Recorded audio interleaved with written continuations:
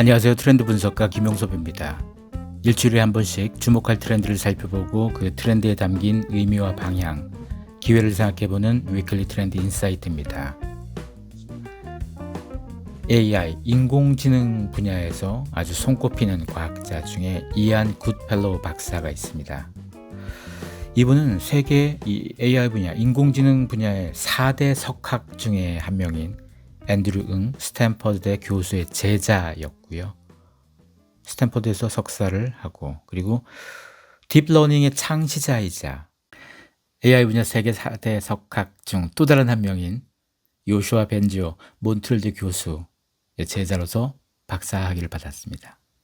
세계 AI 분야 4대 석학 중에 2명의 석학을 선생으로 모신 그런 학생이었고요. 이안 굿펠로우가 2014년에 적대적 생성 모델, 생성적 대립신경망이라고도 부르는데 이 GAN 이걸 발표를 했는데요. 이게 AI 분야, 머신러닝 분야에서 아주 획기적 발전을 불러일으킨 중요한 어떤 아이디어였습니다. 이건 아마 세계적으로도 그때뿐이 아니고 앞으로도 굉장히 오래 미래에서도 중요하게 평가받을 그런 연구 아이디어였는데요. 이걸 계기로 이분은 업계에서도 굉장히 유명세를 더 많이 가지게 됐죠. 일론 머스크, 피터 틸을 비롯한 여러 투자자가 10억 달러, 한 1조 원 정도를 투자해가지고 2015년에 인공지능 연구소 오픈 AI라는 걸 만들었는데요. 여기에 이 사람이 디렉터로 있다가 그리고 구글로 옮겼습니다. 구글로 옮겨서 인공지능 분야에서 핵심 인력으로 6년 정도를 근무를 했고요. 이거 하다가 2019년에 애플이 스카우트에 갔습니다. 애플의 인공지능, 머신러닝 분야 총책임자를 맡겼습니다. 근데 이 사람이 애플에 간 지 3년 만에 사표를 쓴 거죠. 최근에 사표를 썼습니다. 애플이 사실 이 사람을 영입한 것도 굉장히 이례적인 일입니다. 애플은 연구 내용을 내부에서만 공유한 아주 폐쇄적인 문화가 좀 자리 잡고 있어서 외부에 있는 다른 회사의 외부 연구 인력을 조직으로 끌어들이는 걸 좀 꺼리는 그런 상황이었어요. 그럼에도 불구하고 AI 개발에서 좀 뒤처졌다고 생각해서 그 분야에서 가장 유능한 사람을 영입해 왔던 거죠. 이렇게 왔던 인공지능 분야의 총책임자가 회사를 떠나는 겁니다. 왜 떠나는 걸까요? 이 사람이 떠나기 전에 회사 직원들한테 이런 얘기를 했다고 합니다. 유연성을 더 키워주는 게 개발팀을 위한 최선이다. 이 말이 뭔 의미인가 하면요. 애플 직원들 사이에서 어떤 얘기가 돌고 있냐 하면 이안 굿펠로우가 떠나는 건 회사가 그 팬데믹 기간 동안 재택근무, 원격근무제로 하다가 애플은 최근에 재택근무를 해제하고 사무실 복귀를 선택했죠. 그래서 모든 직원들이 다시 사무실에 나와야 됩니다.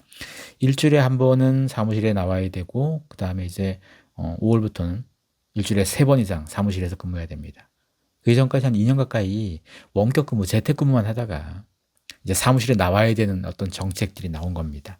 그래서 애플 직원들 이 익명 게시판에서 나오는 얘기들이 보면 회사 복귀 정책, 이게 아마 이안 굿펠로우가 회사를 떠나는데 영향을 준 그런 이슈가 아닐까라고도 보는데요. 원격 근무, 재택 근무를 한 2년쯤 하다가 이렇게 다시 출근해야 되는 이런 상황들, 이런 상황에 대해서 스트레스를 받는 사람들이 의외로 많죠. 미국에서 AP통신하고 시카고대 여론연구센터가 조사한 게 있는데요. 재택근무에서 출근으로 전환한 이 미국 사람들 중에서 한 41%, 응답자의 41%가 스트레스가 늘었다라고 했다고 합니다. 스트레스의 주요 원인은 아무래도 워라밸이 좀 제대로 안 될 거다.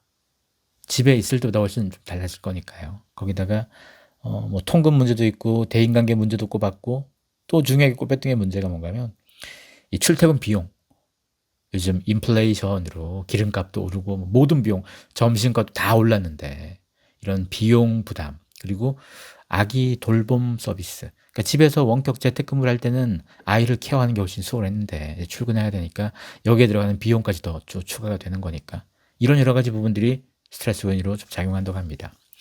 사실 2022년은 인플레이션의 해라고 해도 과언이 아닐 정도로 지금 전 세계적으로 인플레이션 이슈가 굉장히 큰 숙제가 되는데요. 뭐 지금 미국의 소비자 물가 지수 지금 수십 년 이래로 가장 빠른 속도로 지금 오르고 있고, 물가 상승은 굉장히 가파른데 임금 인상 속도는 그렇진 않죠. 이러다 보니까 여기에 대해서 문제 제기하는 또 직원도 굉장히 많아지기도 했고요. 이런 여러 가지 이유들이 다시 직원들에게 주는 스트레스가 되면서 퇴사하는, 회사를 옮기는 그런 이유도 되죠. 지난번 올라갔던 컨텐츠 중에서, 저희 채널에 올라갔던 컨텐츠 중에서 대퇴사의 시대라고 해서 미국에서 2021년에 퇴사가 굉장히 늘었다는 얘기 했었잖아요. 그때도 나왔던 얘기들이 원격 근무가 좀 더 원활한 곳으로 옮기기 위해서 퇴사하는 사람들도 굉장히 많았었거든요. 아무래도 일하는 방식에 있어서 이제 근본적 전환, 변화가 필요해진 시대라는 겁니다. 네이버 직원 전체 한 절반 정도, 52% 정도의 직원이 재택하고 사무실 출근하는 거 혼합하는 거예요. 하이브리드 워크죠. 그리고 41% 정도가 주 5일 재택근무. 그러니까 52%는 재택을 하다가 가끔 사무실에 출근하는, 병행하는 하이브리드 워크를 하자는 거고, 하고 싶다는 거고, 41% 정도는 그냥 주 5일 다 집에서 재택으로 하고 싶다는 겁니다. 매일 사무실로 출근을 희망하는 직원이 2%였습니다. IT 회사에서 이런 메시지들이 나오고 있고, 이걸 네이버의 최수연 대표 CEO가 했던 얘기도 이런 게 있습니다. 네이버는 7월부터, 그러니까 직원이 선택할 수 있어요. 사무실 출근할 건지 원격 근무를 할 건지, 이거 직원이 선택할 수 있습니다. 이 제도가 7월부터 지금 적용되는데요. 네이버의 최수연 CEO가 이런 얘기했습니다. 직원 대상 조사해봤더니 전면 재택근무가 생산성과 업무 협업 측면에서 문제가 없다는 생각이 들었다. 개인에게 선택지를 주는 게 가장 최적의 업무 방식이라고 본다. 그러니까 즉 어디에서 일하건 상관없다. 성과가 가장 잘 나면 오케이. 그러니까 이제까지는 우리가 언제 어디서 일하는지 이걸 따져왔던 환경이었다면, 이제는 일 자체, 그 본연의 가치, 이렇게 되려면 자율적인 환경도 좀 조성돼야 되고, 그리고 서로 구성원들, 서로 직원들을 믿어야, 신뢰해야지 가능한 일이 됐죠. 한 2년 가까이 수많은 기업이 원격 근무 많이 해보면서 원격 근무, 재택 근무로 했을 때 성과가 그렇게 나쁘지 않았던 거고 하니까, 업무의 효율성이라는 걸 따져봤을 때 이제 이 방식, 출근을 무조건 고집할 게 아니고 출근하는 것하고 재택하는 것을 병행하는 체제, 그걸 또 선택하는 체제, 선택권을 직원들에게 주는 거, 이런 방식이 오히려 직원들이 더 업무에 몰입할 수 있는 환경이 되지 않을까라는 메시지를 좀 보여주고 있는데요. 네이버만 그렇지 않습니다.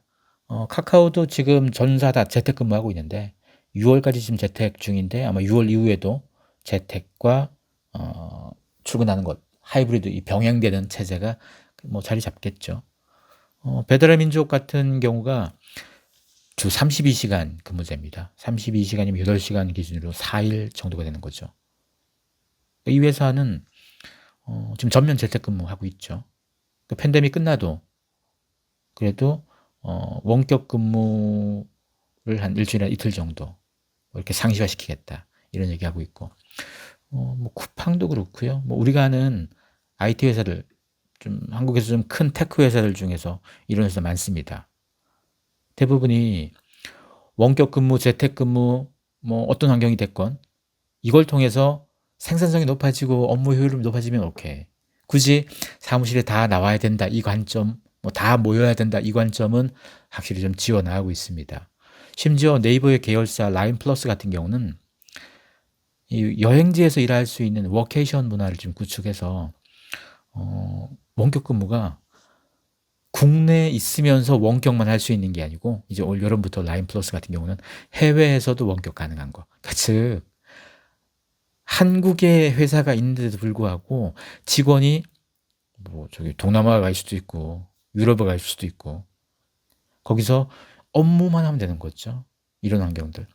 우리가 그동안은 시간과 공간, 여기 구애를 받으면서 일해왔던 환경이 과거였었다면, 앞으로는 시공간에 어떤 제약을 점점 벗어날 수 있는 환경들이 자꾸 만들어지겠죠. 이런 근무 환경들은 앞으로 인재를 확보하는 데 굉장히 중요하죠. 왜냐하면 앞서 이안 구펠로우 같은 인공지능 분야에서 아주 손꼽히는 최고의 인재가, 이 인재가 최고의 기업인 애플에서 나가는 이유로 꼽혔던 게 바로 근무 방식이었었으니까. 물론 이거 말고 다른 이유가 있을 수도 있어요. 하지만 지금 표면적으로 해석되는 건 뭐 근무 문제였을 겁니다. 아마 이분이 이러고 나서 애플 나오고 나서 일 안 하고 놀지 않을 거죠. 계속 하겠죠. 계속 연구할 텐데 아마 일하는 방식에 있어서 자율성과 유연성을 보장시켜주는 데서 일하겠죠. 유능한 인재를 확보하기 위해서 기업들이 당연히 일하는 방식에 대한 태도, 그다음 뭐 다양한 복지 정책 이런 기준들이 계속 새롭게 만들어져야 되겠죠. 한 가지 분명한 건 팬데믹이 끝나긴 합니다. 끝나서 엔데믹 상황, 엔데믹이 되어도 우리의 일하는 방식에 있어 원격 근무, 재택 근무에 대한 요구는 계속 이어질 거고요. 이걸 어떻게 잘 구현시켜 줄 거냐? 이게 아마 앞으로 꽤 많은 기업들의 숙제가 될 겁니다. 이 숙제를 푸는 과정, 그 과정에서 뭐 인재가 어디로 몰려갈 건지부터 기업의 일하는 방식이 어떻게 바뀌어질지부터 또 이걸 둘러싸고 누군가에게 또 새로운 비즈니스 기회가 또 만들어지기도 하겠죠. 지금까지 트렌드 분석가 김용섭이었습니다. 고맙습니다.